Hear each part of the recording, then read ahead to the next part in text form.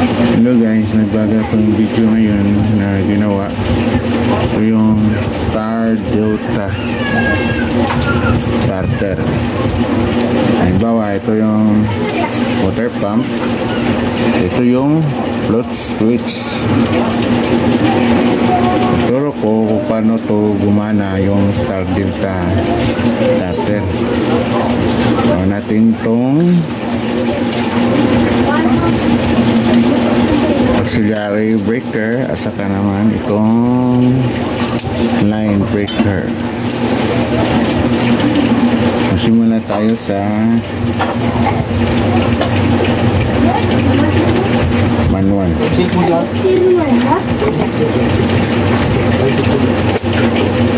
Switch natin ito. Gumana na siya.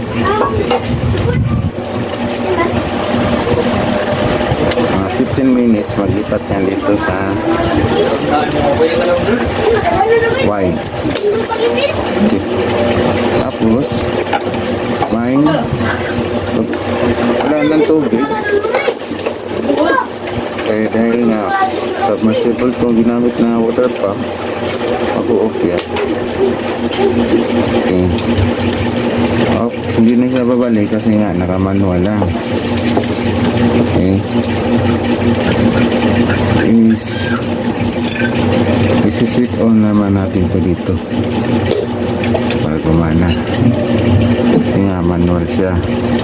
Ito yung main, ito yung delta, ito naman yung star. Lipat niya sa Y. Tapos pag wala ng tubig, automatic shut off. Okay.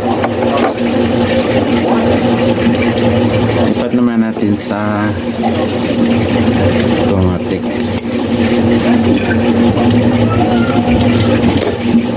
Ganun pa rin.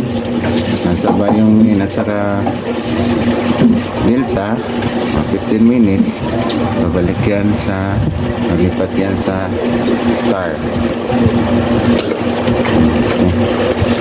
Mana niya, hindi pa rin.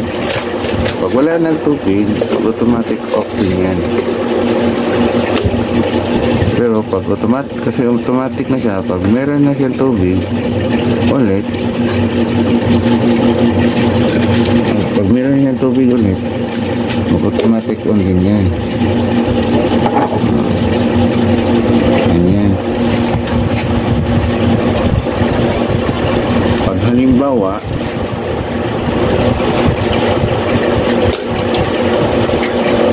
nag-on to, gumana to, naka-star siya, tapos gumana siya, walang tubig na sinaksyon yung submersible pump o water pump, tataas yung amperahe, magtitrip yun dito, mag-fault yan.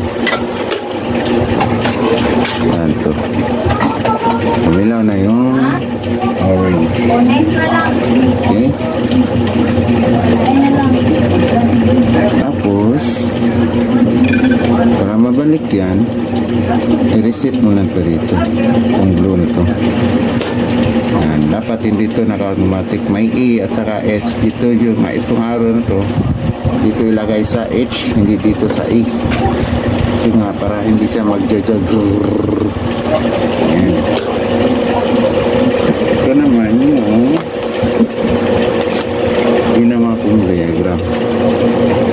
Simple lang siya nga diagram, madaling masundan. Okay, ito naman ang line niya, at ito din ang lighting na wiring.